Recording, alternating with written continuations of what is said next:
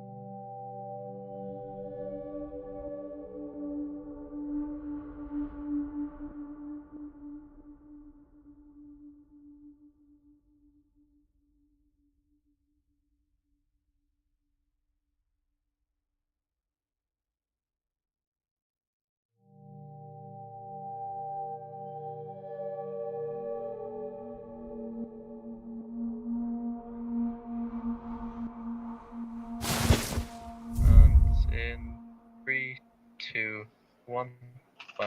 Welcome to Dead Air's Deathmatch, a first ever online qualifier for Deadlock. This is Dead Air, my name is Daisy, and I'm joined by these two gods next to me, Blank and Jacky. Hey boys, what's up? I would say gods, particularly. Gods! We're gods for today. I think Jacky kind of looks more like that. I'm more the peasantry, you know. I'm looking for the bountiful harvest this season. I want the wheat.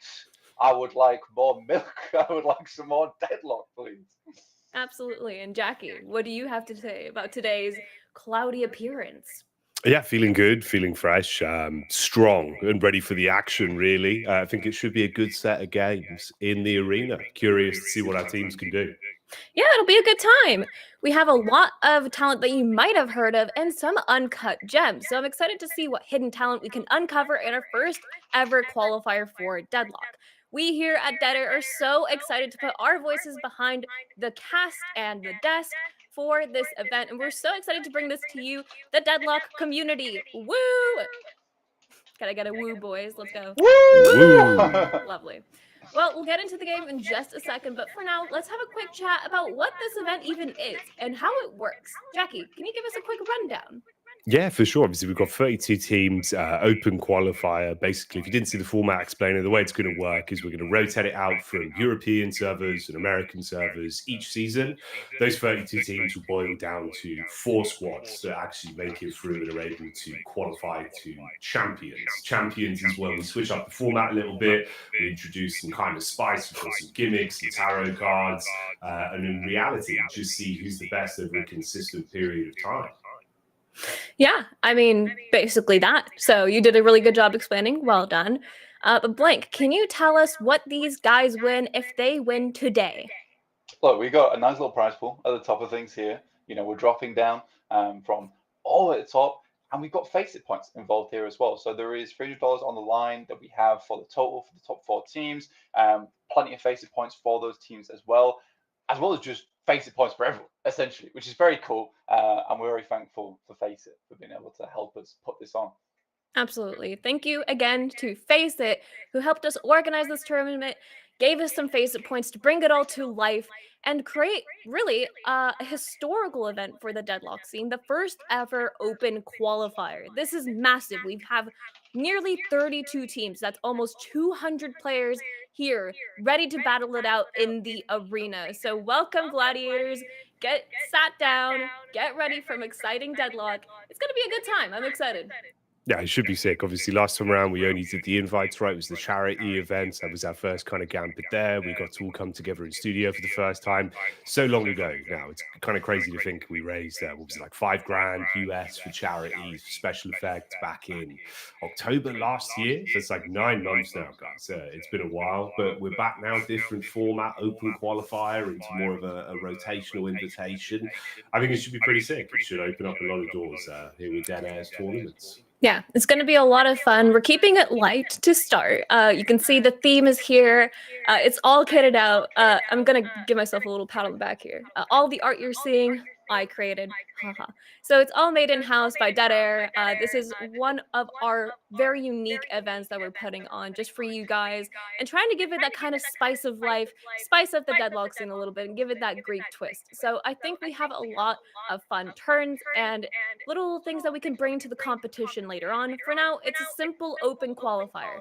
Top 4 teams move on to our main weekly event, Deadlock Champions, Deadlock Deathmatch Champions. And from there, we will have more gimmicks, more tarot cards. The audience can participate. But for now, we'll keep it simple. We'll see how the qualifiers go, Blink. Yeah, it's super cool. Honestly, it's very, very nice to see almost 200 people signed up for this. With so many teams, so we've got some pretty notable names as well coming through. I mean, Hydra Nation even signed up, which is wild. You know, they're playing with the debuff over on the European servers, but we'll see what they can get done with that. We have a lot of other names in, like Abraham's, Fearless Furies, Lotos as well signed up, which is crazy cool. So awesome to see. But more than anything, I think we were just very happy that we had so many signups from people who wanted to enjoy some Deadlock, a nice day of Deadlock, realistically, on the competitive side of things through the Face It Hub, which is very, very cool. I was super excited to see it. I hope that we can do way more of this in the future as well. Though I do think one of the big things going into this is just making sure these teams have a good time. So we set everything up, make sure we've got all the matches ready to go for you guys as well. So we'll be following the bracket. We'll be a little bit all over the place at the start, try to pick up which games to show, which games to not watch. But again, I think a lot of players will be streaming as well during this, so feel free to check out their streams as well as. No, yeah, it'll be a good time. And overall, some people are here for fun. Some people are here to play some Deadlock, some hardcore Deadlock. So Jacky, I'm excited to see the different kinds of levels of skill that we have on hand today. It's going to differ from teams you might know, like Abraham's, Hydra Nation, to some that we might discover for the very first time. Yeah, no, there's a really good mix. I think that's the fun thing as well, because obviously you get to see some different names that potentially have been able to maximize their time in game. Obviously, it's been out for a while now, right? Since it's been in the hands of the public. So we've got a few players that are actually involved in this tournament that are on lesser known teams, kind of community driven. They've all got like 2 to 4K, 2 to 3K hours. So you've got people that have been putting in the grind to Deadlock and just haven't had that spotlight yet. So it's kind of cool, obviously, bringing back. It's been a bit of a revitalization, I think, this month especially. There's a lot of tournaments. I think it should be very exciting to see where the bar lies and kind of some of our up and coming teams and how they match up against potentially the best in the bracket. Because obviously only 4 slots, you've got to really give it your all. Cutthroat format as well. It really is a gauntlet that we're running here in the arena. Obviously, just the best at once, so no opportunity to make mistakes. It's really cutthroat. Deadlock Deathmatch is not just a name, it's a lifestyle, guys, all right? So we're going to have it be best of ones all the way through to the end. We might have a best of 3 at the end, who knows? But for now, we're going to keep it cutthroat. And guys, we didn't even talk about our outfits. Look, we're in costume. How cute! Oh my gosh. I love the we brought the togas for today, specifically for today. Raided the closet. There is a couple of audio issues. We understand. We're on them. We're fixing them right now. So we'll get that done as soon as possible. But don't worry, we are aware of it. Are you just speaking from the heavens? Is that why? I am. Yes, that's a decree. That's a decree. That's fair. The Pantheon himself. Fix the audio. No, but yeah, guys, we are figuring out a few tech issues. You might have noticed we started a bit late. It's all fine. It's all good. We're chilling. We're having a good time and having some deadlock today. So it might just give us some grace as we figure things out as we go along. Things will sort themselves out naturally. It's all good. But yeah, otherwise, we will get into the game shortly. We are preparing everything on our end. But for now, you get these beautiful faces on your screen to entertain you while we wait. Yeah, exactly. More of a calm vibe. I think that's kind of, it's like BTS, guys. That's what we're here. We literally are beyond the summit right now. We're up high. We're in the little Pantheon area. You know what I mean? I do like it. Of course. Yeah, we will be getting to our first game very shortly. We actually do have that all set up, relatively ready to go right now. There'll be Shaved Eggs versus Tox 9K. So I'm very excited to get to this one. Will be one of our first matches within the bracket. I think Observer's ready to go, Production's ready to go. We're just ready and waiting for the go ahead. While we're waiting, guys, speaking of eggs, what's our favorite form of eggs? Let's have a quick debate here. Well, I did wonder because I was going to say, like, what is shaved eggs? Is that just like a boiled egg that's been unwrapped? Sounds interesting. I'm intrigued. De-skinned. I've never heard someone describe a de-skinned egg. Like an egg salad, no? Right? Like a little bit of an egg salad. Oh, an egg salad. Possibly. All right. It could be. It very well could be. But we should be ready for the game soon, so you don't have to listen to any more egg talk from us. We will get you into the game shortly, guys. Don't you worry. For now, Jacky and Blank will take it away from here. Goodbye, boys. Good luck. There we go. Thank you very much, everyone. First game, obviously, we'll ramp it up as it goes. Don't worry. Start off calm. It's going to get more competitive as things go on, so we'll ease you into it. We'll resolve the issues. It wouldn't be esports if there wasn't a few issues, so don't worry. We're aware. But let's kick it off. Let's see how things are going to go down. Open match up. Yeah, absolutely. I mean, you've got a couple of things in there going all over the place at the moment, but we're jumping straight into the match with Shiv as well as Hayes, which is an interesting lane. Yeah, man. A little bit cheeky. Throwing a curveball at you right out the gate. Curious to see what sort of names we're going to actually have as well as we build our way through, see how things are going. Just solving an issue with the audio there, guys. Don't worry. Should be back. See, we're getting it all together. It's all coming along. Audio Central. Yeah. Well, I mean, it's day one. That's the point. I mean, I know it's one day, but it's still technically day one. That's how that works. I mean, we do have plenty more games to get through as well, so it's fun to watch happen in real time. But yeah, the Vindicta Dynamo lane, though, Jacky, it's not one you typically see very often. I think this is rather an abusable lane, I would say, especially for the Infernus and Viscous. That's going to be tough to play against. I imagine that's going to be an early Guardian going over that side. Yeah, you'd expect so. Potential for some shenanigans to kick things off early here. Curious what sort of builds we're going to be seeing in some of the earlier games as well as we work our way through. If there'll be any spice thrown into the mix, a little bit of a different sort of play style from some of our players in terms of what they feel comfortable working with. I'm hoping we actually do see quite a few things that are off meta. Maybe keep it a bit more spicy. Bit of brawling going on over in Greenwich anyway. Fists being thrown out. No parry on parry action though. And into a bit of a pause. A moment of respite for all. Yeah, a little bit of a pause coming through from Sephi. That's going to get Zoobs back into the game. Already a pretty interesting start in terms of the hero picks as well. I'd say, Jack, it's very very curious. You know, with Viscous, Infernus, Vindicta, Dynamo. I think the Mirage Holiday is probably the lane to me that makes the most sense here out of all of them. But there has been plenty of changes, so you know we could always be wrong. Maybe these players have got a much bigger insight than we have. Who knows? You see what they're working with. See how it's going. You know, it's a new horizon, mate. Relatively new patch still. Things got spiced up with Deadlock Classic and a little hotfix that comes through to be quite a biblical statement with how big it is. So there's a few things that can keep you guessing. But we'll dial in, stick with the action for now. Thank you for joining us as well, of course. As and when we'll get things sorted, we're just pulling some of the audio bits through, so don't worry too much. It'll all be seamless in a couple minutes' time, and then you won't have to worry. You can just sit back and watch the games. Already, though, action kicking off. You get the first frag of the event. Deadlock Deathmatch's opening death coming through, and it's Viscous getting vicious. Yeah, onto the Dynamo as well, which is a rough one to start over. Again, it's sort of what we expected in that lane as well. I mean, Infernus as well as Viscous very easily able to push you underneath the Guardian. A lot of poke can be done there, and there's not a huge amount that the Dynamo and Vindicta can do about it early. The follow-up is not crazy on the side of Vindicta Dynamo, whereas just pushing underneath tower, getting gooballed, afterburned, yeah, horrible time. Horrible time. Yeah, dots to the face and then absolutely flattened as a pancake, which kind of is the worst of both world reallys. Yeah. Wait, as a cat caused a pause. Oh, really? Well, I'm that's not good. sure. I'm trying to figure that out. I think that's what might have happened here. There might have been a cat-based pause. In my It is opinion, National Cat Day. that is a legitimate pause reasoning, in my opinion. This Look at can that. happen. This can Yeah. happen. Getting the so cute as well, coming through for the Vindicta. He's a helping He's cat. helping the cat. Oh, he's helping the cat. Oh, that's fair enough. I think that was specifically in the rule book, to be honest. Yeah, cat helping is allowed. So Yeah. one of the few things we do allow. If teams need a ball cat, you can go for it. Straight back into things. Dynamo's back in lane. I'm going to keep this one high and tight at the moment.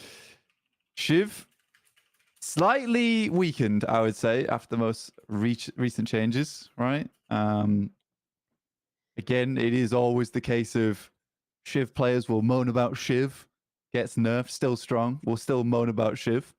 Yeah, I don't think it's a vicious cycle. Yeah, I don't think he's completely in the bin yet.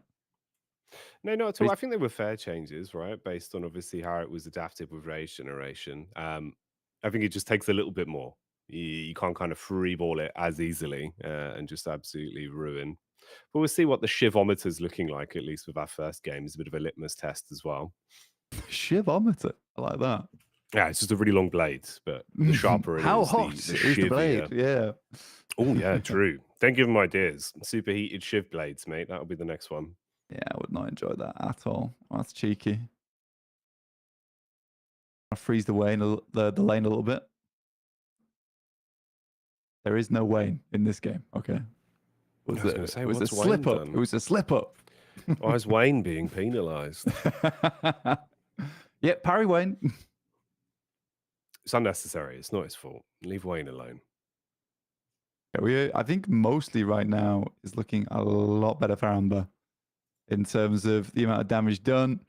Shiv struggling. That's an interesting 7 Storm Cloud inside the building. Not quite able to get the lightning strike off in time to keep him within the veil. And does just slip out of there. Yeah, interesting being the operative word. Piecing out for now. We get a bit of a POB back over on Broadway as well. See how things are going. And it's certainly gone for Geist. Finished off there quite quickly. Holiday getting aggro straight off the back. Able to reset things a little bit and equalize some of that soul lead. As you said, it's been quite nice for Amber Hand, at least in the way they've been playing this over on Shaved Eggs. It's been a lot of good denial in lane. So you're not letting anyone blow too much on the souls. They were able to keep them down early there. Of course, you took a couple of key takeaways, initial kill, but longer this one's gone on, you started to equalize things. About 23-22k soul lead now, 5 minutes into the lane. No one getting their super early take on a Guardian yet either. Bit of Mo and Krill action going on. Zephyr pushing up, seeing if he can get too much done here versus the Mirage. Yeah, I mean, to be honest with you, it was a good thing that the Holiday was able to get ult nice and early.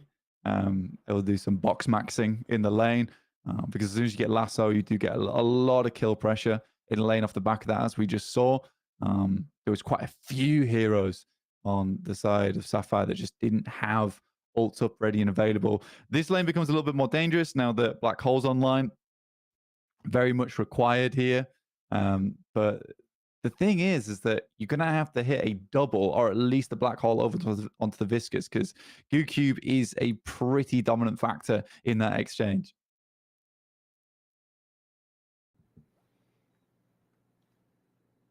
Yeah, there's a lot of potential to work with. It seems like they're going to try and kick this one off into a bit of a deeper dive back behind the church side. It's a nice quantum entanglement to try and keep them in it to win it, but the sheer dot damage is more than enough. Kiss of death there from the Infernus, just lighting them up. Wow. Okay. Well, that's a nice little early double. Take down the Dynamo and the Vindicta, get some early pressure on the lane as well, be able to commit off the back of that. Meanwhile, over on Greenwich, Shiv comes back in and pulls no punches with the blades. Say goodbye to 7 there. Ooh, potentially even room for the follow-up. Paradox with a quick dash, instant slice and dice for the chip on the fadeaway. Nice sleep dagger as well, actually. Good connection off the back of the haze blank. Yeah, some nice plays coming through from Sabex as well as the haze there. Very, very well coordinated. Always love to see Shivs using interesting use case of slice and dice, especially when it comes to movement or mid-air slice and dices as well. Very, very fun to see. Hard to hit on towards the Paradox as well of how fast she is in game. Not only that, but the sleep dagger too. This doesn't look great for the Vindicta. Yeah, you just get scorned to death. Gets sucked up, vacuumed by Zephyr on the Mo and Krill. And there's a big push, a big amount of focus over towards this center Guardian in Broadway. Get this one down, open up a lot more space on the map for yourselves, and make it uncomfortable for Tox 9K to actually start moving out from their base. Yeah, it's good pressure. It's good pressure that's being applied. Shave Dev's actually building off this one quite nicely, making sure they're able to now clean out onto these lanes. Done it without really over-egging it too much as well, if you pardon the pun for the name. It's just been off the base of good timing with how they've been playing this one. It's not risking anything too crazily. Really trying to commit to this once again. Response back on Greenwich. Good timing with the Goo Cube. Keep yourself topped up. Wait for the call in for the teammate. Stormcloud was available for the 7 as well, and it's an instant engage with the ult. Gets the stun off. Shiv losing so much stock. Quish dash through the air, attempting to get away. You get the call over for the Mirage with Traveler as well to assist, but a lot of pressure on this. Yeah, this is a lot of work been put in here. Mirage even starting to push up a little bit further. Dodges the paradoxical swap, or kind of less dodges and more sidesteps out of the way. It's a bit of a big miss. Tornado used and available to mitigate a lot of that damage done over towards him as he gets out of the fight nice and easily. And now the Shiv's back in lane. A little bit more pressure been placed in. Quick stake down. Will keep the Mo and Krill locked on the stairs. Getting his Stairmaster workout in. Oh, yeah. You got to. It's all in the hips, buddy. Problem is, hip replacement going to be necessary for Mirage. And this has been quite a bit of a death ball that's spiraled in from this one dive on the response back to the lane, right? They were hoping to just get the Guardian, make out like bandits. Instead, it's now resulted in 2 separate deaths with the staggered spawns. Mirage only just coming back up. And so much that's being necessary to just put up barricades on Greenwich right now. At least a bit of a break in the fight. Thought even we were actually going to see that catch with the Mo and Krill push up on the Vindicta. Combo would have been prime for the moment, but was able to get away and live on for now. Fair enough, though. I mean, not too bad in terms of how they've shoved this one back blank. Yeah, it's not been bad at all. I mean, they did lose the Mirage for that, and I think the scary thing you're looking at the moment is the 10k Infernus at the moment on the side of Tox 9K, which is very worrying, I would say, for Shaved Eggs. I think they're going to have to figure something out about that soon. Kind of want to get your haze in one of those solo lanes and starting farming up, but playing a little bit more of a roam playstyle on that haze, which you're seeing being a bit more prevalent as time goes on. Ooh, Holiday Barrel, close connection. It's a nice knock up. Smooth for the disengaged as well. Doesn't want to run too many risks, get caught deep out. Get a little bit of Infernus POV as well. So let's see how this is building. Like you said, relatively far ahead in farm as well. 11k now, going quite uncontested. there is at least a clap back, and that's a double kill off the back of it. So you take down the Paradox and the 7, and they can finally dive deep on this. Quick adjustment shot as well with the Assassinate. So the snipe delivers, Mo and Krill down, just funneling through these. So they get the Guardian eventually. You're able to clean out with fairly staggered respawns on those. Infernus kept himself topped up. Could shove out a little bit over on York side with the investment here on Greenwich. But it's looking pretty good. Good response back in from the Sapphire side there of Tox 9K. Yeah, the problem is at the moment they're struggling slightly with the fact that they don't have that first flex slot just yet, Jacky. So we'll wait, see when they can grab that. But with the Infernus basically just sat in this lane the entire time, it's very hard to push it out. With Flame Dash being available, if he can get the catch here though, it might be a little bit easier. Busham been sent in there and a good tornado to get out, but relatively no backup on this one for Sephi. Yeah, it's not ideal. Hey, he's trying to make the getaway maneuver as well to reposition, link up with the Dynamo. No singularity, but halfway off cooldown for that, so don't have the extra zone potential. So you're getting a lot of shove on this.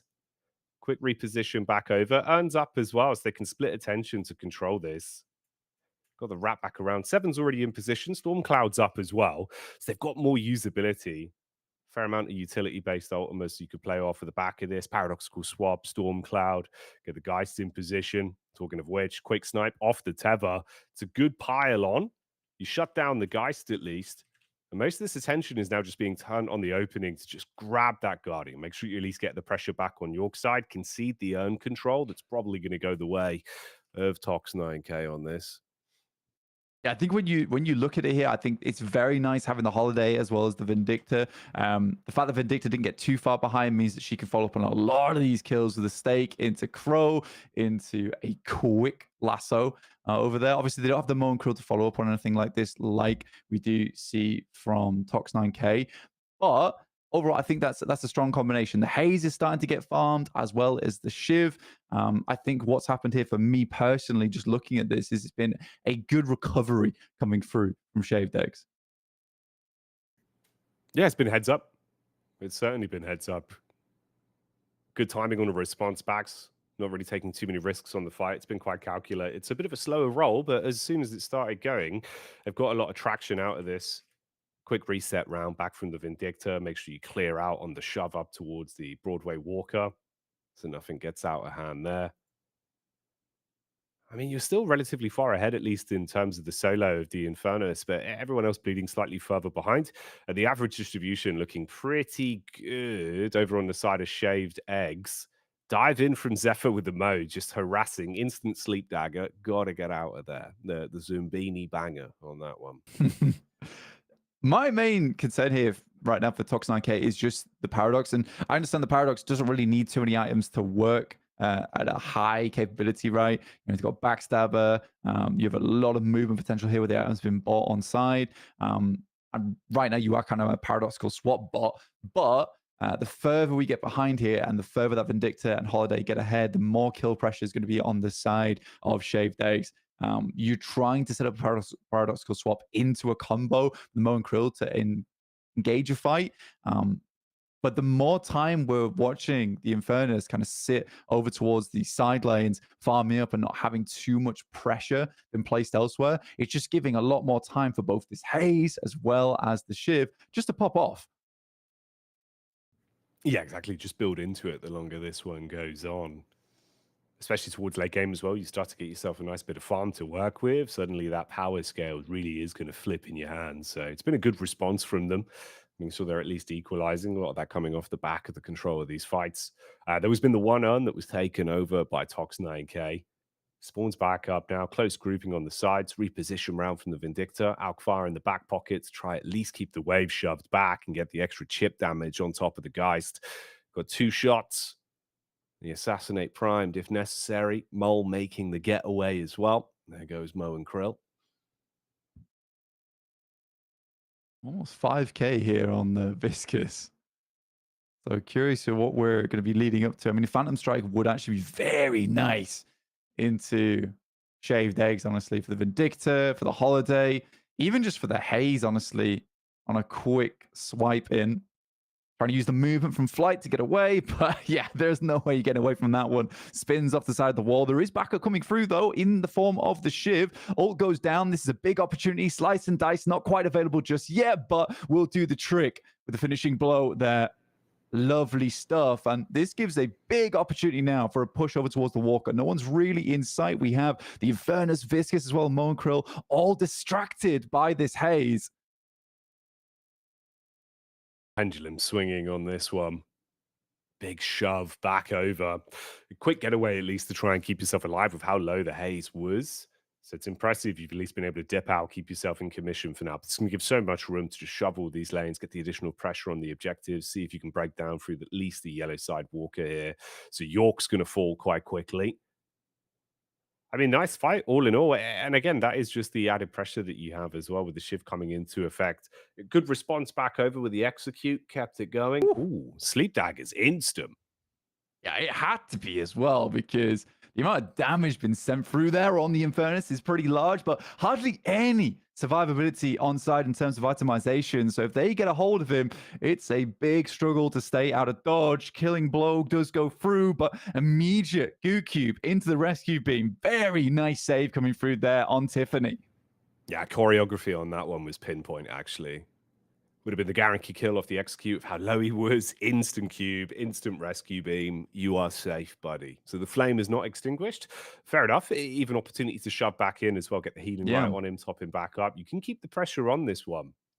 I quite like that, though. I mean, the fact that he is just itemizing full damage so early into this match. Hardly any survivability. I think he's barely just running with enduring speed right now, and just relying on the Viscous to essentially play babysitter for the Infernus. It's an interesting maneuver coming through from Tox 9K, but it's working. It's working. No, it certainly is. They've actually got the setup for it, at least. I mean, the communication's on point. Bit of a ring around the rosies action with the Shiv as well. Used to the bounce pads for the getaway. Everyone clambering to try and get a grab on him. Stunned down into the combo. Quick execute off the back of it. So Zephyr able to pin him in position. Those claws can dig through anything. Ooh, Goo Cube getaway as well. Trapped between a bit of a rock and a hard place here, but still has the ball to work with. Close quarters combat, focusing the intention instead on just trying to dump some damage back over on that Walker. Holiday looking for the wall bounce to peace out as they shove them back. I think Sabex thought he was going to live a lot longer here. And it's very interesting watching as the gameplay goes through, you know, without the teleporters down towards and these walkers anymore, you are struggling to rotate around the map efficiently. And now it comes down to a case where taking Broadway is probably the easiest area to defend, where teams are able to get over to it very, very quickly. In terms of Shaved Exile, they certainly have the damage control over towards those walkers. I mean, both down to basically half HP apiece. It's one big push required to take them down. But we are looking at equalization in terms of those flex slots at the moment. It's just a case that we're 111k to 102. That Infernus continues to get larger and larger. You have that looming threat of the 7 as he starts to ramp up. Yeah, the more active he becomes. It's a ticking time bomb for this one. Still just trying to keep the wave shoved back out on towards York as well. Ooh, Infernus going in for what appears to be a bit of a kickoff on this one, potentially. Close grouping round there. The wrap over from the haze. Singularity's already been popped. Hold them in position. Damage out. Nice. Ooh, bullet dance is good. Quick follow-up with the cube to try and top him back up. No Reset way. as well. Had the second cube in the back pocket with the follow-up from the rescue beam. Steals him away. Oh, they thought they had him banged to rights. Yeah, I mean, second killing blow also denied there in that fight with the Goo Cube into the Echo Shard. I mean, everyone loves the Goo Medic, the ambulance in position. Very frustrating to play against, especially for this team as well with Lasso, Singularity, as well as Killing Blow. It's very easy to deny a lot of those big plays, those big maneuvers. In the meantime, Seven's just pushing, and the Vindicta is so far behind in terms of souls of 16k that what could she really do versus the 24k 7 at that point? Yeah, deal with that. It's the cards you've been given. Oh, Viscous on the chase as well. It's not just medic maneuvers. Looking for the lineup on the puddle punch, slight getaway with the repositioning. So Holiday at least able to slip out a dodge for now. But they've still kept a lot of good pressure on this in the downtime. You know, about 20 seconds stagger there between Shiv and Mirage coming back up. Zephyr's running the once again as well. So they're maximizing the downtime on the macro. Bit of a scuffle back over, catching vision on him as he goes running in through mid-boss. And they're going to at least slam down, see if they can try and get this one out, grab the rejuve and get the additional buff to play with now. This is a fast take as well. There's hardly any competition in position. You've taken out the Dynamo. Even if he did have Singularity, it's not meant to be. We're going to get the triple drop on this one as it is the first instant take. And now this is a position where the boys over on Fox 9K can just really pressure over towards Shaved Eggs. I think it's going to be hard to deal with this one. They've even got the urn in hand as well, so they can force a fight off the back of this one with the rejuve credits that they have. Yeah, you got stock to send it on this one now. See what the pivot is back over. Pressure really being shoved onto Shaved Eggs here. Quaking Eggs at this point. Mirage has actually been able to entirely push out the whole way down as well and subvert expectations on the shove towards Broadway. He's got his way through the Walker and both of the base Guardians. So for the cost of the one death with the rejuve, all in all, it's actually quite a good bit of objective damage he's been able to steal out there. Ooh, reinvestment on the fight now, though. Pin the 7 in position. Tether into the sleep dagger. That's the rejuve burned out. But the distance cube. Oh, mate. The pull into the instant ult as well with the goo ball. Turning the tides on it. Giving him some significant distance on that one to reset and replay on this one. The response time from Tox9K has been lovely, and now you are forced into a very awkward scenario, looking to take down the Holiday and then look for one more. The 7 delayed for so long as well there. It was 4 players on him with a static charge that delayed for a good 2 seconds. The rest of the teams get into position. There's Broadway going down. There is another split push going on, but I doubt Tox9K really cares at this point. No, you're just going to focus on what's ahead of you. You still got the 2 rejuves to work with, on certainly some influential persons on this team as well. Singularity back up for the delay tactics. Infernus just outside the radius. He's able to just consistently apply those dots, get the ult off as well. The concussive combustion, quick dash out. That's going to be the use of the tornado, giving the Mirage a little bit more time to cook on this one. But he might be turned up to 225 degrees if Infernus gets his eyes on him. Paradox will swap back over. Good damage applied, low on health. It's the end of it for Mirage. Reaches the end of his hourglass. 3 dead, still 2 rejuves to work with, and all the objective damage being focused on the front line of the base now. Yeah, Echo Shard double goo cube inside the Singularity it's a tough break. It's a tough break for Shaved Eggs. It's a bit of a counter pick here coming through from them. Knew what they were running into. It allowed the Infernus to have so much control over the early game just with full damage items, not really worrying about survivability because he has the gooey savior in the back pocket the entire time. So this has been very wonderful. I think a lot of these plays, a lot of these moments have been enabled by Tiffany. Yeah, it's been some good setups. Nice enabling for the team. But all good things must come to an end. And it seems like this time around, we've got our victor that's going to be walking away from the first game. Our opening BO1 here in the first round. Very, very nice little finisher there coming from them. That was great. What a way to kick off the first match of the qualifier. Tox9K, their skill level was over 9,000, and Shave Eggs now cracked on the sidewalk. Well, that was lovely. Tiffany also being such an impact player alongside the Infernus was amazing to watch. Just overall great plays from the Viscous, and it was really enjoyable watching them. Just unlucky for Shaved Eggs, but a great result for the first match of the qualifier. But great. All right, guys, we're going to throw it to a quick break. We're going to fix some issues on our end. Production's going to sort some things out, get you that in-game audio. But don't go anywhere, as we'll be right back.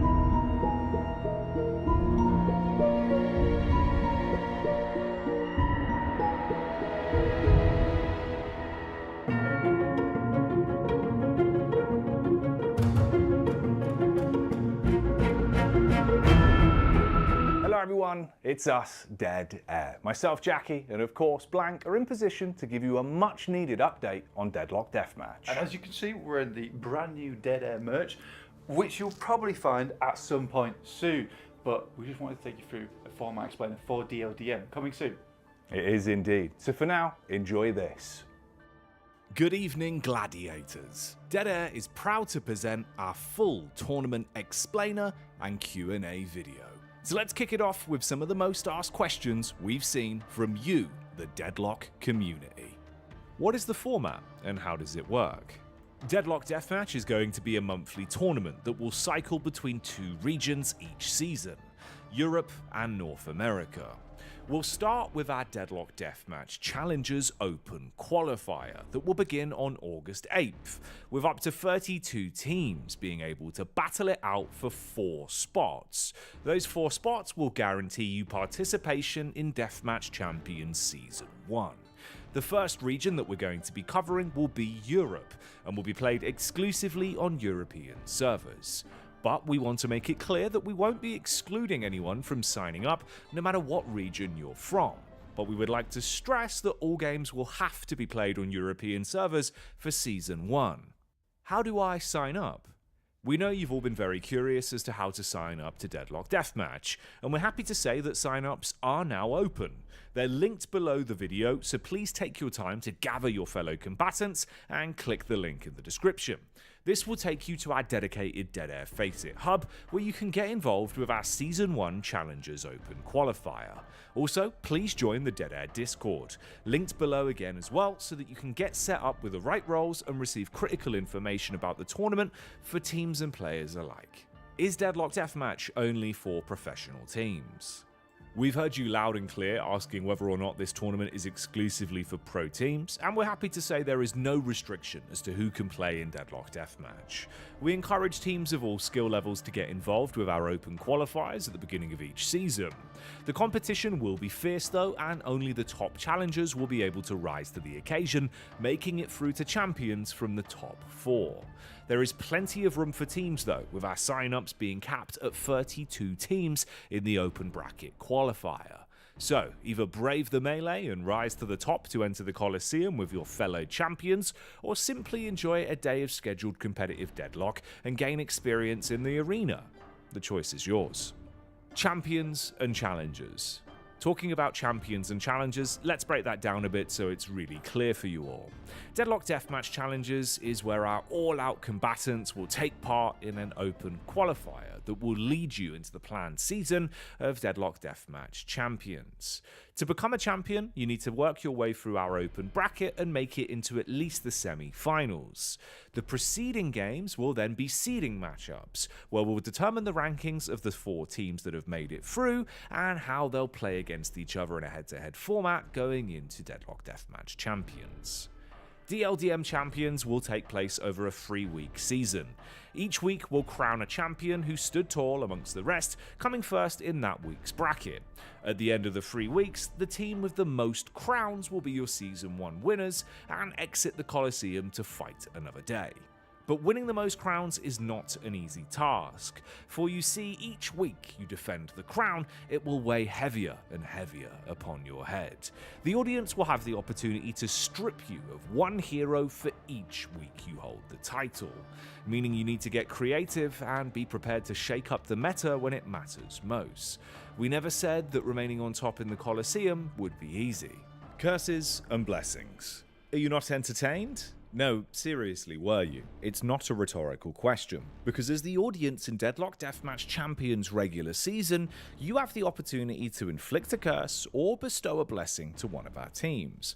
By dropping either a thumbs up or thumbs down in the chat when we poll for a selected team, you'll see them gain that curse or receive a blessing from one of the many tarot cards we've prepared in our deck at random. Now, we don't want to give you all of the specifics of every single tarot card right now, as we'd love to save some surprises when we make it to Deadlock Deathmatch Champions. These cards will have no effect and won't be used over the course of the open qualifier when you attempt to make it through our Deadlock Deathmatch challenges each month. For now though, let's give you a brief overview of a few of them. Blessings could range from an additional wave of Trooper Souls at the start of the game to one of our higher value cards, the Sun card. Those lucky enough to pull this card have the opportunity to steal a pick from their opponents during the draft phase. Similarly, curses will range from losing a ban in the draft phase to our least desirable card. Pulling this would result in you receiving the Pestilence Plague itself, turning you into a frog for a brief period of time. A team and its players unlucky enough to receive these curses will of course have to deal with the game.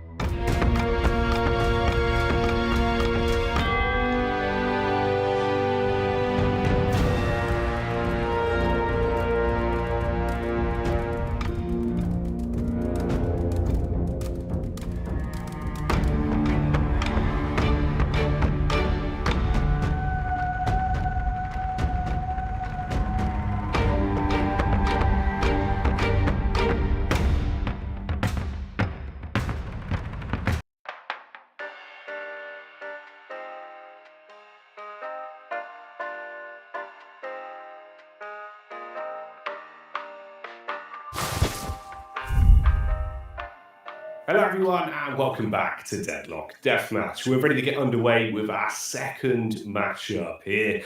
We've got all the issues solved, hopefully. Knock on wood, quickly, Blank. Whoa, all the issues solved. Man, you're coming in hot with that one. But yeah, I'm hoping that's the case. We've done a lot of troubleshooting in the back end. We're very, very excited to get into this now and show you a little bit more Deadlock. We do have the draft on screen at the moment. We have Team Eternity versus Team Hesher. This is a bit more what I'd expect from a draft.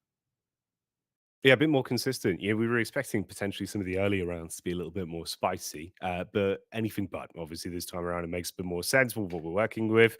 To get a nice old game of Deadlock, you have your little quick tester, kind of toes in. Well, I'd say maybe the medium sort of temperature pool, a little bit less deceiving than you expected it to be. Now you're working your way up, Blank. This is like the slightly warmer pool. It's a bit nice. It's got some ripples, some bubbles on the side. It's a good pool for draft. All right, okay. It's got the good end as well, the shallow end where I like to stay and just wander around, You can pretend paddle, that I'm yeah. fit.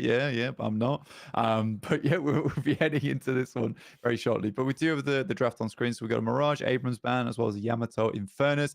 We know just how strong Infernus and Yamato can be, especially with Yamato just kind of dominating a lot of lobbies at the moment, having a lot of impact on quite a few team fights, but more basic overall. So we've got the Shiv Kelvin, Pocket, as well as Paradox, with our pick hero in Paradox there as well. Viper, I'm excited to see Viper played. Honestly, you don't see a huge amount of Viper in comp, despite how disgusting you see some of the clips are over in just Deadlock in general.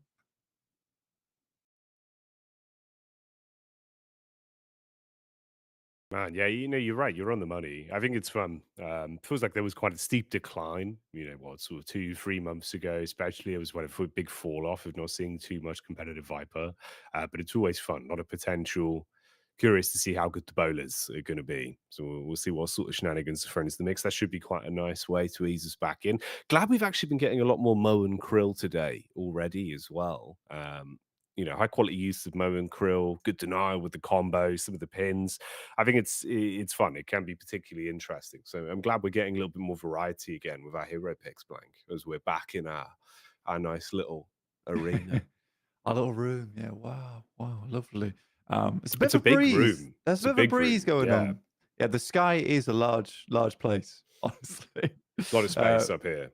A huge amount of space. We'll be jumping into match very shortly, getting underway with this one. I'm excited to see what kind of build we're going through with the Pocket more than anything. Well, we can find out. Let's get into it. See how this game's going to go. Second game of the tournament here. We'll see how things are looking and what sort of vibe check we're getting out of this as we ease back into the action. Because I have seen a lot more gun pockets recently, which is pretty funny to watch happen and come through. I mean, most do just go for a bit more of an assassination play style with a little bit of gun, a little bit of spirit thrown in there on the side. We do have our teams on display. Oh yeah, boy. Ready for it now. All right then, let's kick it off. We'll ease into this one. See what we're getting out of it in terms of the quality of competition. We'll update that as well. Get the names in the right position once things are all sorted out. So don't worry about that for now, guys. I mean, I think already today, it's been interesting seeing how some of the results are coming through. Obviously, it's quite a large bracket as well, 32 teams. So we'll try and keep you up to date with how things are shaping up as we get closer and closer towards the tail end. Obviously, 4 spots that are up for grabs, 4 champions. So that's first, second, third, and fourth. And everyone earns face-it points just for playing as well. So hopefully we do see some good competition the whole way through. We're already into the midst of it here. Bit of a deeper push up from the Shiv, looking if you can get the early damage out. Soften up the Vindicta, make it uncomfortable over in Greenwich. Yeah, the classic Shiv Kelvin lane, as usual. We're seeing it again here as you get into our second round of the bracket. Very, very dominant lane overall. And keep your Shiv nice and healthy throughout the entirety of it. This Viscous Holiday lane, though, a lot of poke potential. Just trying to get over towards the Guardian as quickly as possible. Continues to do damage there. You're up against the Paradox and Pocket. Now, the one worrying thing there for the Pocket is just the incredible amount of spirit damage that's going to be pouring through from that Goo Ball as well as Barrel. So he's going to be having a bit of a tough time. So you're already seeing a pickup here from the resto shot. You know, you want to try and remain in this lane as long as possible. Yeah, it's been quite nice early chip damage that you were saying as well, actually. Relatively oppressive to keep them so far shoved. You can see how low the HP consistently is over the course of this one. So just not getting too much room to actually push back on Broadway. Constantly keeping the creep wave pushed up around towards that first Guardian as well. Ooh, snapshot over the top on the dive over. Yeah, if you're in this position, just feeling like you're a pocket getting more and more holes put in you, which is the opposite of what you want if you're a pocket blank. Everything would fall right out. Yeah, it is, you know. You got the briefcase just riddled with holes there, losing a lot of your ordnance. Lich goes down. That's first blood going over towards 2-1.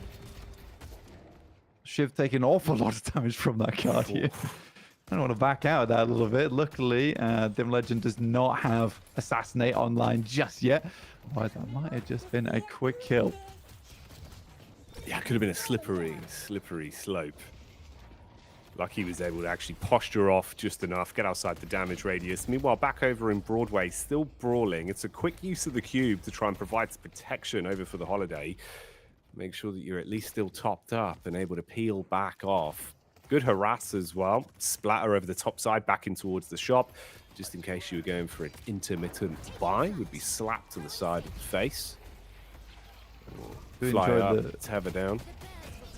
The Shift taking a lot of damage here. Rax actually getting quite bullied a little bit there, but 2-1's up in the air with the ice path up in the face of the Vindictor. Stop bullying my teammate, please. But that's it's a decent trade. With Lich actually spamming earlier on that Amrex has both extra regen, healing right, and resto shot. It's going to be hard to get him out of lane alongside with a Kelvin also dishing out the heals too. That's brutal. That is brutal. But a lot of the early game damage that can be done from a Shiv, that is a big chunk onto the pocket. One crack shot would do the trick, and there it is. I hear you. We'll have to head back to the lobby. Good parry comes through, but not quite enough. Still trying to stay alive. The Paradox in position to get herself a double. Lovely stuff. Yeah, good follow-up there back over. KSL Light making light work of it in the lane. It was heads up, though, at least. The Holiday of SDG attempting to control the situation. Had the parry off. Good use of the close-range barrel as well. Ooh. Static charge, slow you down. Trapped in position, though. Kelvin with the right timing on the Arctic Dome. Just as you're trying to piece out, Frozen Shelter blocks you. Good moves. Mantle's up on top, still able to get away from it. So Lich certainly living on borrowed time on that one. Oh, Broadway never ends, though. Okay, it's a nice swap coming through over towards Volden. He will have to back off of that one. Guess Light will able to stay alive there. I think the funny thing is they put so much pressure on Iheria that it was a case of the Paradox was getting a little bit of free roam, you know, up to 4.2k now. And that initial strategy of we'll just bully the pocket doesn't go in the favor because you suddenly have the Paradox who's just living their movie. Power of the Flask as well. Warden just harassing deep round on York side. Seeing if they can dogpile on now. How far you push back Sephi as well to make sure they guarantee themselves control a Guardian from 2 to 4. 2-2 split on the actual kills round towards Broadway. Heads up play once again. It's SDG that's able to instigate. Quick parry onto the Guardian. Make sure they can dump the damage off on this one as well. Worth it for the reset. Only 8 seconds. Back in lane and get the wave push. Yeah, it's a tactical death, right? Tactical death. Which just says straight back to base. That's what we wanted to do in the first place. Get a little bit more damage off. It'll do the trick. This lane is becoming very, very oppressive, I'd say, with Mirex as well as 2-1. Both getting a lot of damage done over towards the Guardian. They haven't really taken a lick of damage over their side of the map either.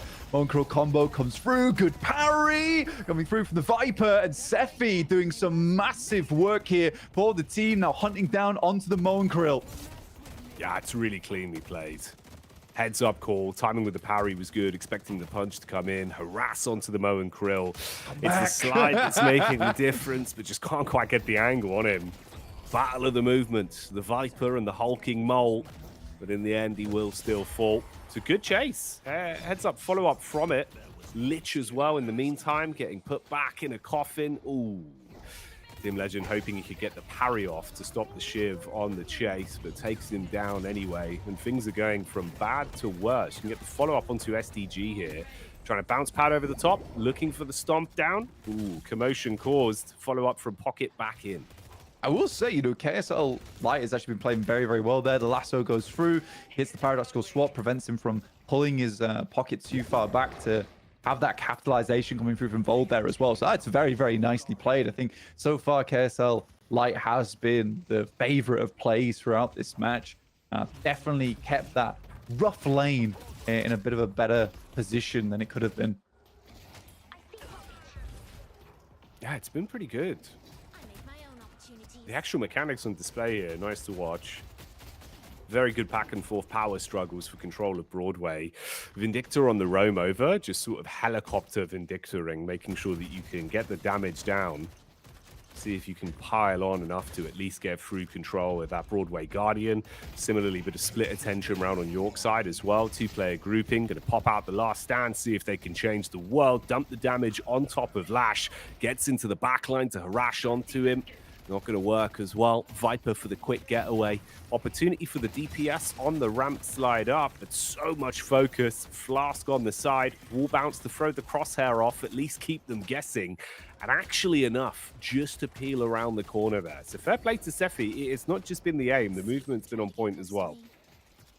Yeah, being able to get out of that situation is pretty tough there. I mean, he tried his best to help Kex stay alive there, but not meant to be. I mean, when you're getting comboed and watching a Warden just pop last stand in your face, that's pretty rough. FD 420 damage on that assassinate over towards the Moen Krill. The Kelvin, sorry, will back him off position. Pocket does come in, try to get a bit more damage. There's a lot of focus here over towards Broadway, getting these Guardians down, opening up more space on the map like it can. But moments still, we are seeing Team Hesher struggling to deal with a lot of this pressure. Nice plays coming through from the Lash, taking down SDG. Still has Death Slam as well, and that's going to be the time to use it. Grabs the Vindictor, slam down, quick dash on impact to make sure you could get out of the radius of the slam zone. But everyone else is there to brawl. Heads up call, get the parry off, make sure they can push out onto this as well. Good damage back in. That's the dive in from Vold, looking to splatter on target. Smooth moves from the Lash, but you are being chased. Nice. Kex has to be quick about this, and he's not faster than the goo. Love that. The express shot alt fire as well been utilized by Vold at the moment with Mystic shot online as well. That's hitting pretty damn hard. I think that's one of the situations where he's got goo ball down. You thinking, you know, I'm not going to get hit by the splatter there, so I can just walk out of this one. And lo and behold, get hit by a triple shot on the alt fire. Kelvin will pick up the urn here, trying to keep themselves in position here for Eternity. Once again, the Paradox doing a great job to delay a lot of these plays coming through from Carbine, from Swap. It's all looking fairly lovely right now for Eternity in terms of the recovery. Very similar though, 52k to 52k. We're very evenly matched in this game. Yeah, it's a bit of a neck and neck at the minute. At least on the shove back over to Broadway, Hesher will finally get what they want, with Dim Legend being able to shut down that Guardian. So low on health though, getting out of this one won't be a possibility. Meanwhile, subverting expectations with the attention turned over to 2-1. He's straight in to grab himself that solar. So net worth's going to start ticking back up, 58k now on the side of Eternity. Instant dive in, follow up from the Lash, and Sephi on Viper is pretty effective. And Shiv trying to make some light work round on Greenwich. Good push out at least for Eternity back there. So you're getting some map control to build off from this. You can all backdoor around the jungle camp side, make sure they can try and finish this one off. Yeah, they have a lot of damage actually going through, and Paradoxical Swap will delay that a little bit longer for the damage to come through. But they can get themselves a walker here, open themselves up for a flex slot. That's a really nice pickup coming through for Eternity. Dim Legend will find KSL 1 light, and Mirex also will go down. So a tough break there, but they do get the walker in the end. So I would say a worth it trade. Yeah, pretty clean. It's worth it. For the response back, honestly, bit of map control to shove from it. In terms of the respawns, you're going to be back up before things get too problematic with the reset on the lanes as well. The one thing this could result in at least is that final Guardian over on York side, Greenwich rather, falling here with the shove back. You've been able to dogpile on with so many bodies in position. Saw a bit of a guard play there. Mahiara trying to go in on the pocket. Ooh, barely getting away as well. Puddle punch on the side, looking for the slap, but not going to connect. Mo and Krill being chased by a pack of wild wolves as well. As Eternity start to piece back into this one off the spawn. Yeah, Raiju getting monstrously kaiju'd on with the lash slam on side. Pocket just clearing these lanes at the moment, keeping themselves nice and healthy over in Broadway. Don't want your walkers to be taking too much damage. That is the final Guardian now peeled off the map here for Eternity. So 2 flex slots. Funny that they were able to get themselves the initial flex slot from the Walker and not the Guardian here, Jacky. Sometimes that's how the cursed cookie crumbles, mate. Take those flex slots where you can get them, but good stock. Going to be able to increase that power scaling now off the back of it, get some spikes to play with, see if this one can project them a little bit further into the depth of the game. Quick break for the old farming. Make sure they're maximizing off the sinners as well. Golden buffs going over towards Fold. Dive in from the top side off the hook from the Holiday. Hello, SDG. It's a great connection. Gets the bandit maneuver, makes out round the back line, dragging them into the open. Damage is piled on by the close successes as well. You get the one pick off the back of it, so Lash is out of play. That's Death Slam that's going to be unable to be used for a good 15 seconds here before he's back into a position to assist as well. So they can keep a bit of pressure around on Broadway. 4 players in position there, though. Heavy focus. SDG, once again, looking to see if there's any more you can find from this. Pocket, Paradox, and Lash for the wrap over. So you do have the Death Slam if they stay grouped. I want to try and shove this out, back round on the Walker. But it's been fairly heads-up fight at the minute. Just looking for picks. Hesher being able to take out one player, build off the back of that. So macro's been nice. Potential for a team fight on this one, though. Deep dive round towards the tier 2. Yeah, actually being able to catch Raiju there's a big deal because that combo is very, very essential for shutting down specific key players like the Pocket as well as the Lash. But Raiju getting taken out of commission will mean that, honestly, for Hesher here, they have to back off on this. They're relying on massive pick potential, and allowing Eternity to engage fights like that is really bad news for you because they're running with the lasso, combo, as well as stake. These are all things you want to initiate fights with. But with Eternity setting the pace, they're having a tough time. Yeah, I mean, all the focus turned onto that fight. Everyone was just so tunnel visioned. You've been able to have the complete shove up. So Hesher himself, the namesake, getting so much more stock back in. That's the first Walker falling over on the side of Eternity off the back of it. Ooh, even more potential to build from this as well. Should be able to take down the Lash now. It's a good lasso on the timing. He's still got support from Viscous. Iaru on the dive down as well. Quick briefcase out off the back of the coat. Doesn't fancy his chances to overstay his welcome on that one. But yeah, this has a lot more fight to it now. Also the classic of Lash being caught on the clipping with a frozen shelter. That's one that Kex is going to be remembering till the next respawn. Absolutely. So we do have Ern as well in hand. We've proven 2-1. Delivering that across. Again, that does give Eternity even more map presence here. They just want to force fights in their favor, right? You saw even there where Hesher doesn't have the most favorable fight for them. They back it out and immediately try and take advantage of stake into static charge. They've got so many ways to slow down singular players or pick off singular players. This is exactly why Eternity is trying to take these more favorable fights where it is just all the team just piling on in those scenarios. Lasso is in play, but a quick steal potentially on this Urn. In comes a quick knockdown. Take him out of the air. But in the meantime, it is Eternity just absolutely battering Hesher on side. That's Raiju as well as Lich have been taken out of commission. So frustrating as well. So much that's being invested to attempt to stop the steal from SDG, but just getting away with liberties, being able to just stand there and tank it straight to the face. So at least making out with the possibility of them having Urn control as well off the back of the 2 eliminations you found into Raiju and Lich that would open a bit of a window. Still heavy grouped as well, round towards Greenwich side. Ooh, shot off on the zip. Instant stun there. Vindicta with a heads up call. So Dim Legend spotting that one instantly. Slows down what could have been a potential dive in from Eternity. Yeah, you got to be careful as well. I mean, the Kex had to get immediately out of dodge for fear of an assassinate going through. We can just see how Eternity wants to play this now, because it looks like it should be a pretty free earn, no? I mean, with Mirex as well as 2-1 here in position, I mean, they can delay using Frozen Shelter potentially, but they do need the rest of the team. So they call over Kex here. Doesn't have Death Slam up, so it's slightly less useful.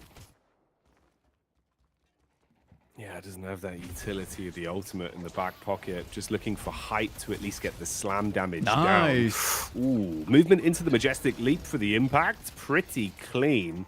Bit of follow-up there. Needs backup. It's the dive in. Shiv able to put that one to good use as Merrick slices through, getting the execute off. All right, into the radius of the Walker. Should probably be penalized off the back of this one as well. Going to be punished for it. Only respite you find is SDG was attention turned. Seeing if you need to wrap back to assist on the fight from Vindicta down on Merex. Does go to assist back over with a Mo and Krill. Finish that one off. Good moves from the Shiv to get away. Oh, shooting feet. The Quentin Tarantino Vindicta. I mean, almost got him. A 30 HP live there from Hesher. Unbelievable stuff. Kex kind of just running into danger. 13k on this Lash 2 is not quite ideal. I mean, you are having to siphon a lot of souls off over towards Mirex as well as Sephi to enable them in the late game, because they've got to challenge up against the Warden as well as the 7. It's going to be a tough break overall. The reason that you don't see a lot of Viper over in competitive play is that I think when you have that more coordinated team style, it is a possibility to shut down Vipers rather easily with several item pickups or just focus in general. But Sephi's been not doing too badly at all. And as long as the team's able to divert a lot of that attention, Sephi could get a lot of damage done on this Viper, just swinging in towards the latter end of fights, getting some assassinates during the middle of it. I think that's the thing. It's usually sort of being able to thrive in the chaos whilst also still work with the team that can come back to haunt you. But we'll hold that fort and put a pin in it as the punches are being thrown out back over on the clash for control of the urn. It's a heavy investment from Hesher, going all in effectively to make sure they guarantee this one. But Eternity do turn it, come back around, twist the key once again, not only being able to get control of the urn, but for the cost of just pocket falling, you get a deep shove, should be able to take the Walker here on York and take those 2 staggered respawns with 10 seconds between the Mo and Krill and SDG over on Holiday coming back into play. Vold at least seeing if he could shove it back out, doesn't have to wave clear for it, so they do grab themselves York Walker. Backstab in from Sephi as well. It's the power of the Viper now. Make sure you've got the slide potential. Dump the damage down. Looking for the follow-up as well from the poison. Nearly ticking enough to finish. Quick attention turned on the flick back up. It's good damage. And 2 come through at the same time with Vindicta and Hesher falling off that. Yeah, big potential here for the mid-boss, and not surprised they're going to go instantly for this one. They have Raiju, they have SDG in terms of lasso as well as combo potential. The Storm Cloud could be worrisome, but you are heading into a situation versus Eternity where you're playing up against Frozen Shelter, so I do think that this is likely going to be a case of just letting this one go through. I don't know if the Walker on Broadway was worth giving up the rejuve here with the buffs that it gives, as well as the free revives during these fights. This is just going to allow Eternity to go for more aggressive trades here going forward. Even that, they're going to force another earn out here and extend the soul lead in their favor. 129k at the moment, so 9k ahead. Yeah, this is just going to keep compounding and compounding on top. One earn makes a world of difference as well, especially at this point, 21 minutes in. So it's a good follow-up. Like you said, you've got lots of stock to play with now, so they don't need to be as paranoid about taking a slightly more risky fights as well, just with the rejuves in commission. Overall, certainly setting themselves up for a good response on this one. Keep the lane shoved as well. You can see the deep dive in up on Broadway. Shiv feeling confident that he's got the mobility to get out as well, so make sure that's pushed. Lash over on Kex was able to make sure he gets York as well, fully pushed, and they can start to look to group for this one. See if there's a bit of a brawl that could go down round on Broadway.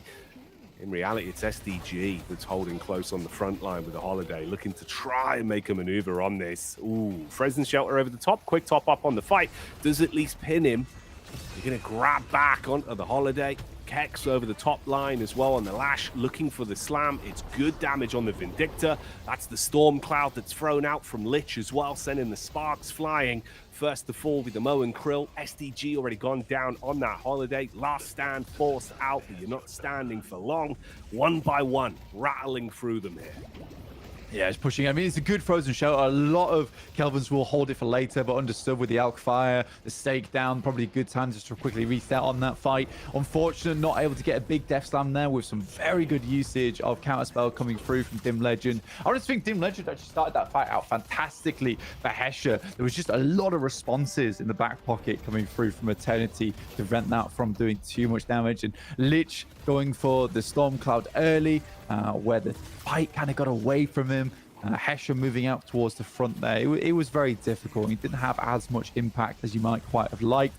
Quick knockdown once again. They are just preventing any of these kidnap situations from coming through. And look at the health bars right now on Eternity. They are living on life support. Likely that this pocket goes down unless there's a daring escape using the briefcase as well as the cloak.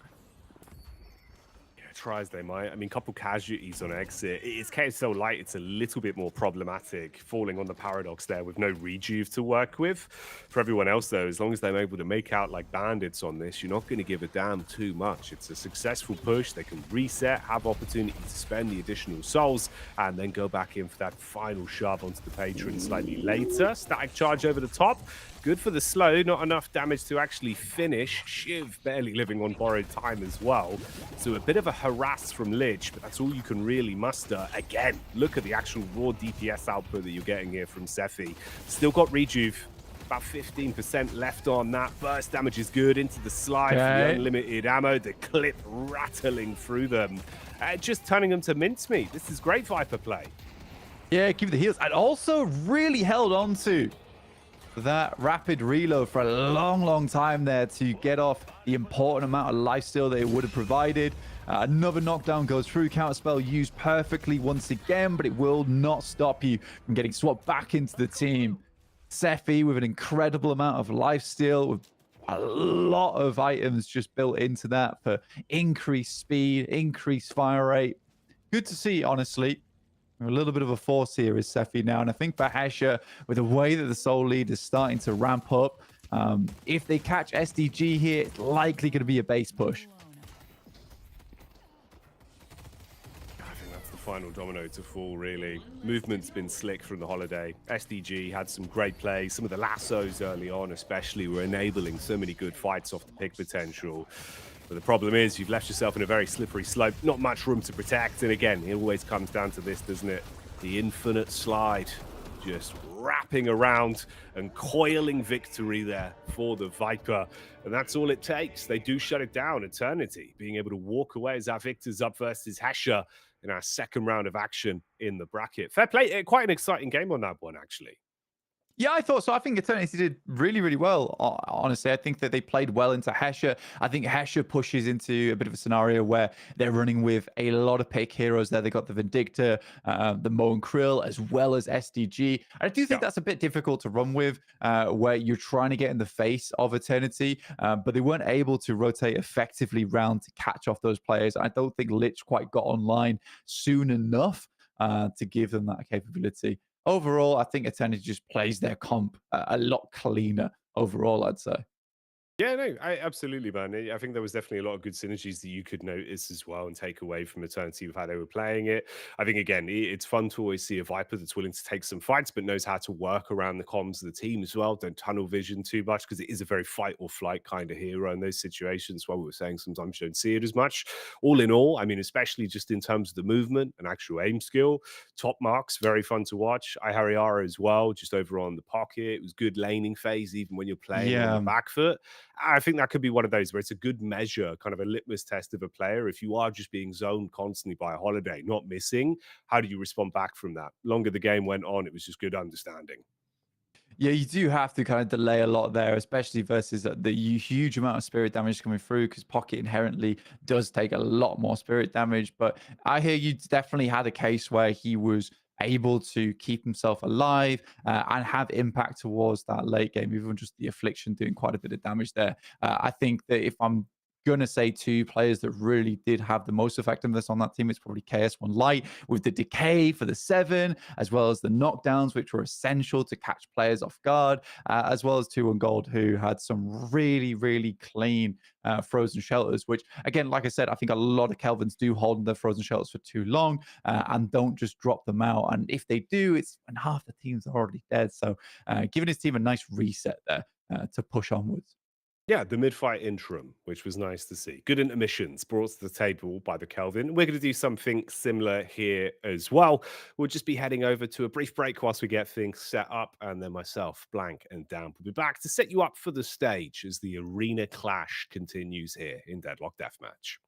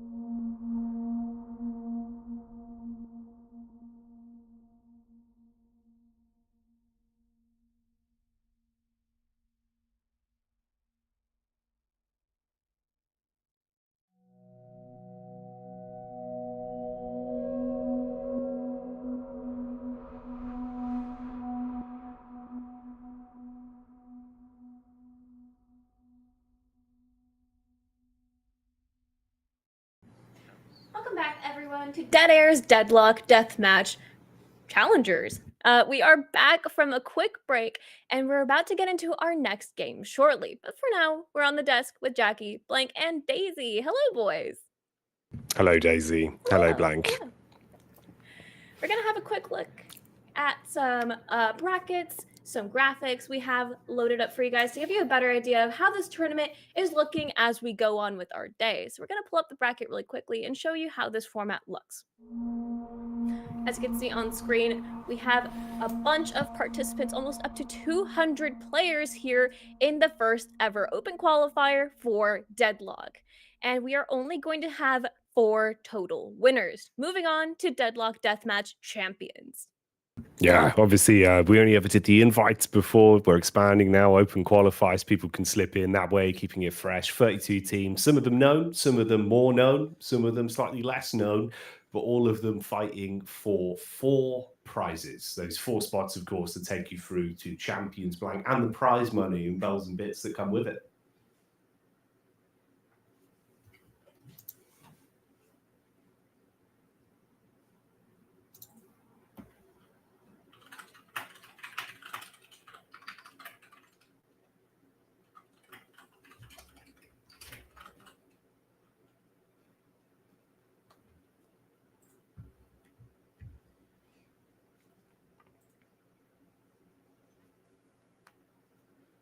Thank you so much again to Face It for collaborating with Dead Air to make this possible and bring Deadlock the best open qualifiers possible.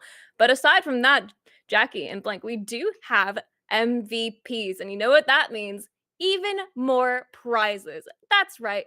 We've got an artisan mouse mat to give away to the MVP of this qualifier. This will go on into champions, and each MVP will receive a $100 retail value artisan Japanese mouse mats. Absolutely insane. Jacky, I know that you have one at home. Can you tell the viewers at home what that feels like? Yeah, always been a big fan. Very high quality mouse mats made in Japan. A lot of love that goes into it from the company. You can see that they always put like blood, sweat, and tears into it, innovating with different styles, different things, a whole load of different ones. It's going to be a bit more random what sort of prizes people get with the different mouse mats, depending on what we have. But obviously, that'll all be communicated once we know our MVP. I think for the open qualifiers here, obviously, it's 1 MVP from our grand final. So whoever plays the best in that final matchup, the last best of 1 that decides really who the top dog is, that will help with seeding, and then the most valuable player will also be rewarded with an artisan mouse mat as well. But I tell you, they are bloody good, so it fit for the gods even, perhaps. Oh yes. Well, stick around and find out who the MVP is of the Dead Air Open qualifier later on as we find out as more matches go on. But for now, we do have another match ready shortly for you guys. It's Fearless Furies versus VFA Dragons. Now, Blank, this is a match to look forward to, isn't it?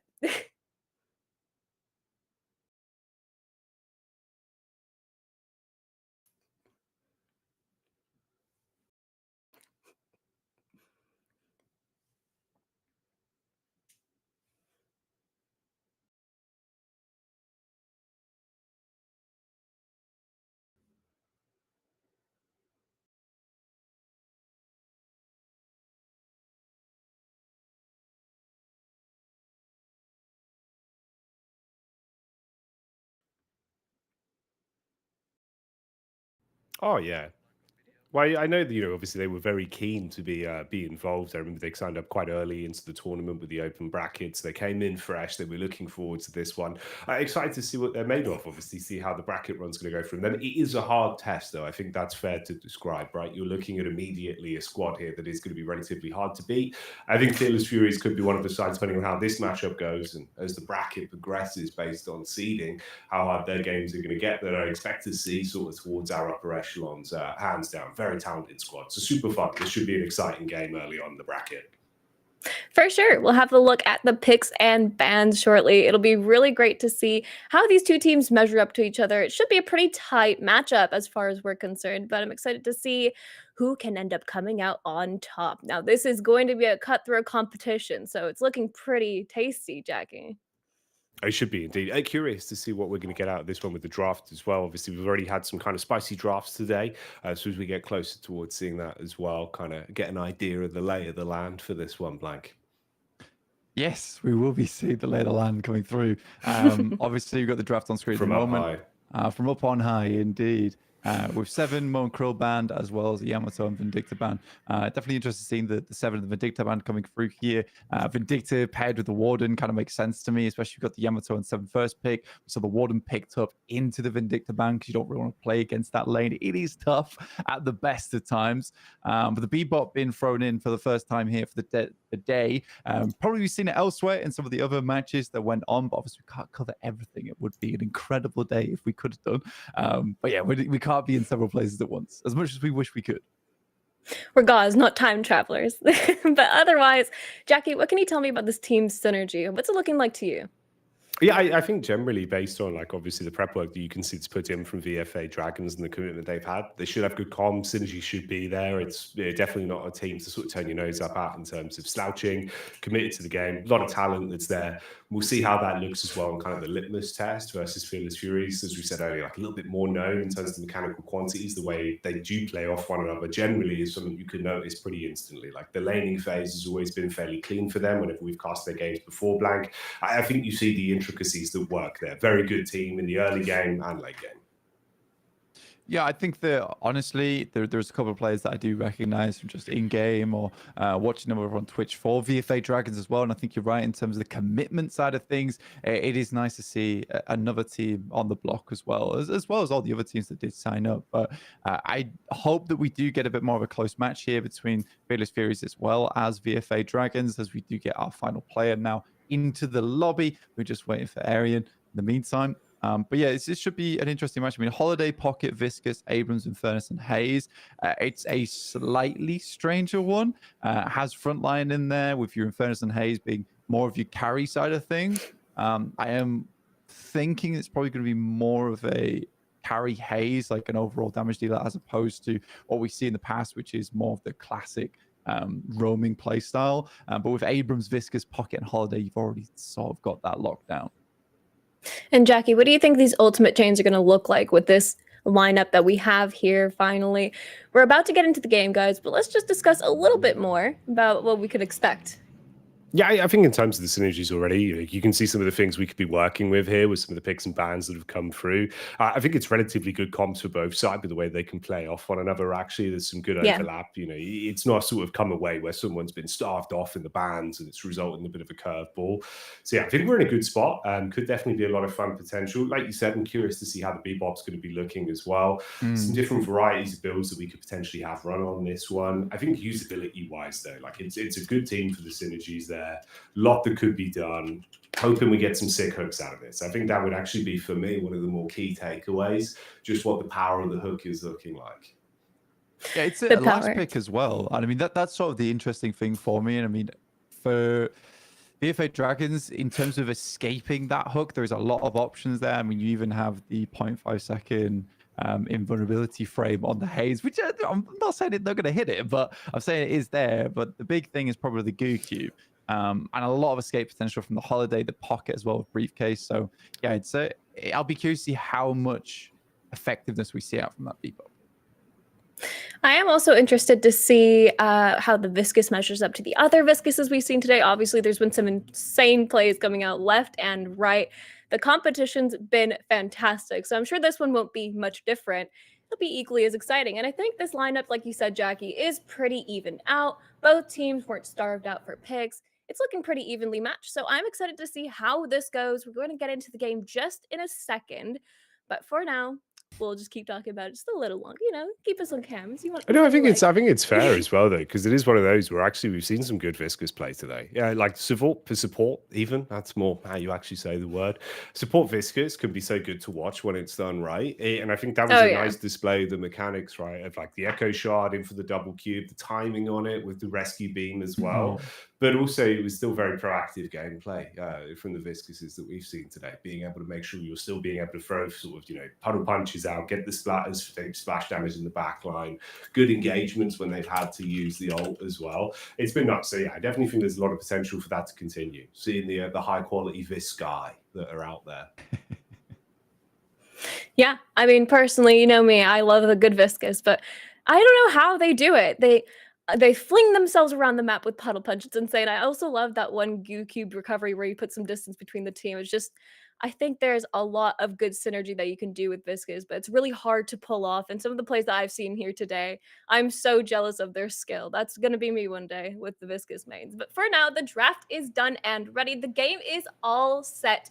Can dragons drag it on, or will the Fearless Furies really run away with it? We're going to get into the game, and Jacky and Blank will take it away with the cast. Take it away, boys. Thank you very much, Damp. Yeah, we'll see how it goes. We'll see how things are looking. You've got the draft up on screen as well for the viewers at home, the nicely represented pillars that Damp has drawn up for you. So see what you think about this one. Let us know. Already though, I think this should be a good matchup, right? We're looking at the point now where we're going to start to get a few more competitive games in this sort of portion of the bracket, especially as you get through those rounds, Blank. You know, the stragglers will fall away in the arena, and the challengers that are really looking to try and take it towards that championship point of the semi-finals will come out in force. Yeah, because once we get into round 4 and 5, that's where things are going to start to get a lot more, I'd say, hectic for some of these squads, and where we'll start to see some of our better teams start to rear their heads a little bit more. I think it's been a nice day already in terms of which teams have been able to make it through and which teams have shown their prowess in game. I think even you guys talking about Viscous there was quite interesting to me, purely because we have seen not only the support Viscous, so ambulance Gooman, as well as express shot alt fire Viscous. I think we're probably going to see something a little bit more basic this time, where I still think the Goo Ball builds are the best overall, with a little bit more of that area of effect damage as well been thrown into it. Typically can control a lot easier. But yeah, I'm curious to see what we're going to see here. Obviously, without the Vindicta for the Warden, how are we going to capitalize on that? I mean, is it mostly going to be set up off the base of the Death Slam coming through from the Lash? We'll wait and see. Yeah, we'll find out. We'll see how it goes. But let's get into the action. Kick this one off. Game 2 here. So Fearless Furies taking on VFA Dragons. Should be relatively exciting. I think there's a lot of potential for sparks to fly on this one. The longer it's gone on as well, of course. You know, I think what we had 11 minutes first Guardian fell game 1, 6 minutes first Guardian fell game 2. So let's see if we're in the actual territory.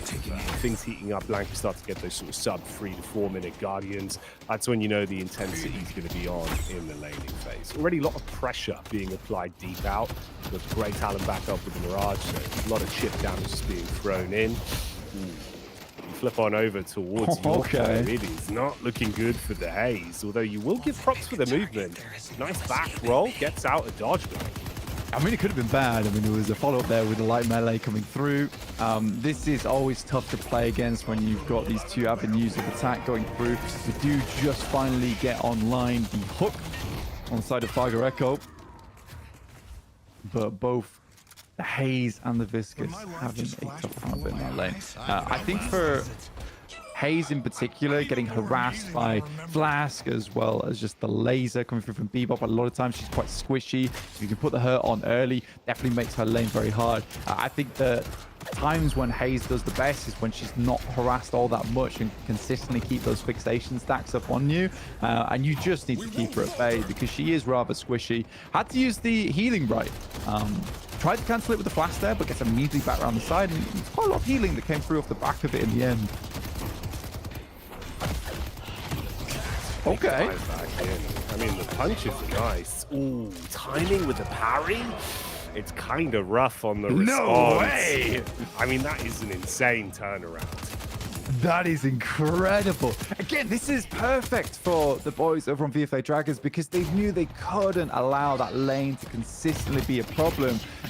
Pocket does a good amount of damage as well, so they're able to hit hard with the cloak into the briefcase. So as soon as I think they were able to get that combo online in lane with the ability points, they just unleashed it because you can't really be sitting too back on a Pocket. You need to be dishing out that damage, keeping the pressure on, especially when your laning partners are Haze, who does have a bit of a rougher time in the early game. So I like that. It was aggressive and they just wanted to get something big done. Yeah, you'll take that one to the bag. Hell of an opener. So already kind of scrappy lanes here. You've seen the fight being thrown out from either side, getting as good as they get. You love to see it. York has certainly been providing some Sinner at the minute, so let's see how this one develops. Quick reset slightly further back, get the shove back in on the lane. Off the timing of the respawns here, Pocket coming back over, being able to assist on this one. Greenwich still carrying on as well. Dive potentially in towards the Grey talent. See if he can instigate it. Meanwhile, we get the hook into the instantaneous knockup. Good mechanics parry there as well. Ooh, even beating out the timing on the instant parry back. Not going to fall for the same trick twice. Should be able to double up on this one, unless the Haze can slip out round the back line to provide cover. They click queer on the wave as well, so they can shove this up towards the Guardian. Actually going back in. Even looking for more from this. Meanwhile, a bit of a POV on Broadway. Near miss with the slam down. Not going to be able to grab onto the Haze just yet. I'm so surprised that Yonosari didn't get clipped by that ground strike. It was pretty much on target, but there you go. Instantly into the flog. We'll find a Pharaoh, and VFA Dragons will lose their first Guardian here over on side lane. I'm guessing. I mean, Shadarian as well as Ranjiro actually had a good start on this one. Unfortunately, the pressure comes back, and that mid-air parry, dude, was the thing that brought it all back into focus. Give a quick reset there from Nakaman. Will just die to the Walker and give himself reset going forward.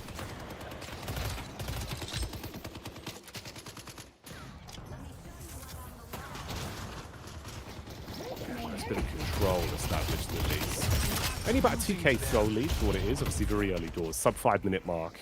Already 2 Guardians down though. Fearless Furies making a good amount of stock in the early game. Wrap over. Agareko arrives. Let's see if he can make some plays on this. Get the grab in with the hook, try and pin Haze down. Quick roll over from the side. It's a nice follow-up for the hook to at least stagger. Gets the bomb on top as well, so the Haze should be getting away. Blown out of commission. Instant call in for the hyper beam on the trace. It's enough damage with the follow-up. It's a nice way to close it. It's a Broadway control there. Yeah, it's good news indeed. I mean, we're back on board with the GT. Holding around versus Dexter. Late on the parry. A bit of a cheeky one coming through from the Abrams there, but Arian's just fine. We'll hit the healing right and keep himself nice and topped up. Ooh, quick flick as well. It's nicely executed mechanics. Oh yeah, the hurty-verties from the Grey talent. Don't see OGT too often, but certainly making it look smooth at the minute. Peace out play, trying to get out a dodge on that one. Traveler for the bait, wrap back over. A lot of stock here. Quick U-cube as well. Instant parry. Dear. It's a great read. Cubes are for healing. Balls are for...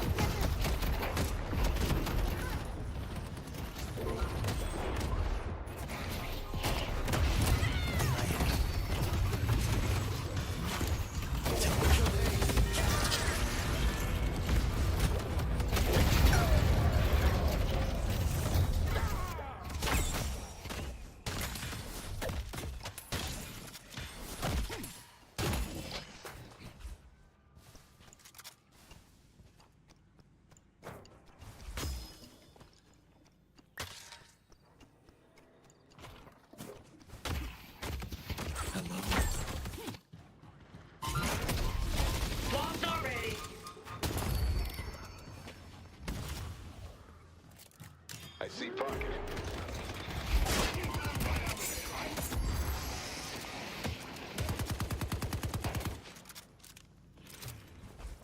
Lash is right here.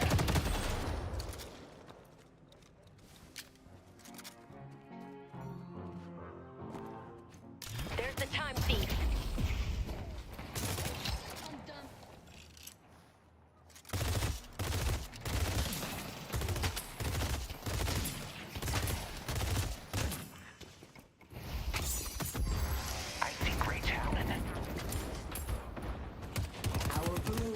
Is under attack.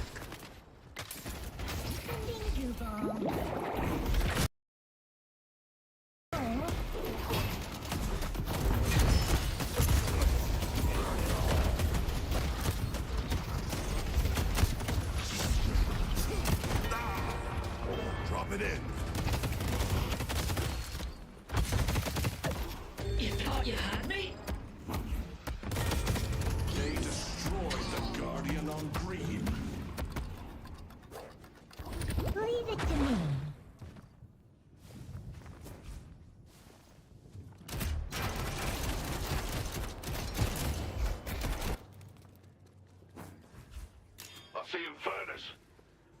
Enemy